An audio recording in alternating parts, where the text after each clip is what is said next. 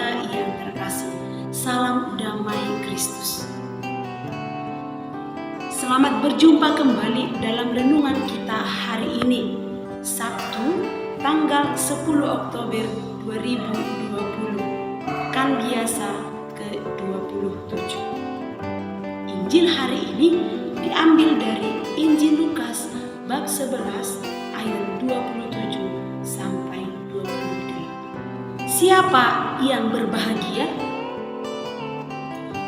Ketika Yesus masih berbicara, berserulah seorang perempuan dari antara orang banyak dan berkata kepadanya, "Berbahagialah ibu yang telah mengandung engkau dan susu yang telah menyusui engkau."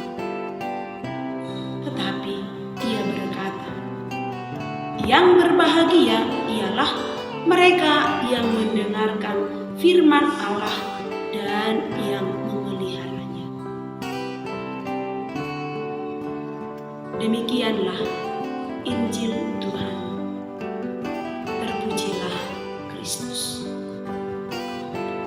Saudara-saudari yang terkasih, keluarga yang sangat dirindukan, saya mau bertanya, apakah Anda berbahagia? Mungkin saat ini di antara kita ada yang bahagia, ada yang kurang bahagia, dan mungkin ada yang tidak bahagia. Masing-masing punya alasan menjadi dan tidak bahagia. Tapi saya percaya saat ini kebanyakan di antara kita merasa bahagia. Bahagia karena apa? Karena sedang mendengar sabda Allah. Sabda bahagia. Apalagi bulan ini, bulan Oktober. Kesempatan untuk kita lebih lagi mendekatkan diri kepada Bunda Maria. Kebahagiaan kita akan semakin sempurna. Tapi kalau ditanya lebih dalam lagi, mengapa saya bahagia? Kebahagiaan kita adalah jawaban dari perjuangan. Perjuangan kita setiap hari. Sama seperti pengalaman salah seorang ibu. 2 minggu yang lalu, saya pergi ke salah satu stasi tempat saya berkarya dan bertemu dengan kaum ibu. Kami berdoa bersama, dan dalam suasana doa, saya meminta beberapa ibu men-sharingkan pengalaman syukur dan pengalaman bahagia. Ceritanya demikian. Saya mengalami kebahagiaan setelah saya banyak mengalami penderitaan. Terutama perjuangan mendampingi dan mendidik ke-7 anak saya. Mendidik seorang diri tanpa suami. Karena suami saya meninggal saat anak ke-7 lahir. Pada saat itu, saya stres dan bahkan tidak sanggup untuk merawat, mendidik ke-7 anak saya. Dari segi ekonomi, saya tidak punya. Pekerjaan saya hanya berdagang setiap hari. Saya pernah putus asa, bahkan hampir menyerahkan 3 anak saya ke panti asuhan. Tapi saya berpikir lagi dengan lebih bijak, dan saya sadar mereka adalah anakku. Dan yang aku lahirkan, dan yang lebih penting lagi, mereka adalah anugerah Tuhan yang harus saya pertanggungjawabkan kehidupannya dan kebahagiaannya. Akhirnya, ke-7 anak saya didik sampai berhasil dan mereka bahagia. Ke-7 anak saya baik, rajin ke gereja, berdoa dengan tekun, cerdas dan pintar, bergaul dengan bijak, hidup bersosial. Inilah kebahagiaan mereka dan yang menjadi kebahagiaan. Mereka bisa menjadi sabda yang hidup. Selalu tahu bersyukur pada Tuhan, tak apapun yang dialami. Dan Dan yang paling membahagiakan adalah setia pada iman Katolik. Saya merasa inilah kebahagiaan sejati.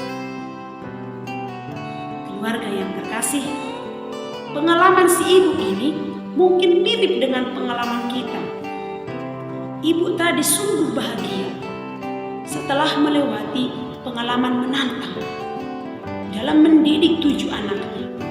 Tugasnya sangat berat, tapi karena dia selalu mengandalkan Tuhan, sehingga dia bisa melaluinya sampai akhirnya dia pun merasa bahagia. Dalam Injil tadi dikatakan, yang berbahagia ialah mereka yang mendengarkan, tetapi harus dipelihara dan dilakukan. Si ibu tadi hadir menjadi sabda bahagia bagi ke-7 anaknya yang merasakan kebahagiaan. Kita juga bisa menjadikan Maria sebagai idola hidup dalam rumah tangga kita masing-masing. Maria mendengar sabda Allah, menaati dan melakukannya. Untuk sampai pada kebahagiaan, kita dituntut untuk setia melakukan sabda Tuhan seperti pengalaman si ibu tadi. Mari keluarga yang terkasih belajar dari pengalaman si ibu tadi. Dia setia walau berjuang dan akhirnya merasakan kebahagiaan Tuhan yang adalah berkat Allah sendiri bagi si ibu. Coba kita bayangkan, mendidik, mendampingi, dan menemani 7 anak seorang diri tanpa suami. Tetapi bisa karena apa? Karena mengandalkan Tuhan dalam hidupnya. Semoga kita sanggup menjadikan sabda Allah andalan hidup kita untuk menemukan kebahagiaan dalam rumah tangga kita masing-masing. Sabda-Mu ya Tuhan adalah roh dan kehidupan. Mari kita jadikan sabda Tuhan menjadi hidup, menjadi roh dalam keluarga kita, dalam diri kita masing-masing, dalam komunitas kita. Semoga kita juga bisa menjadi sabda bahagia dalam rumah tangga di mana saja kita berada. Semoga Tuhan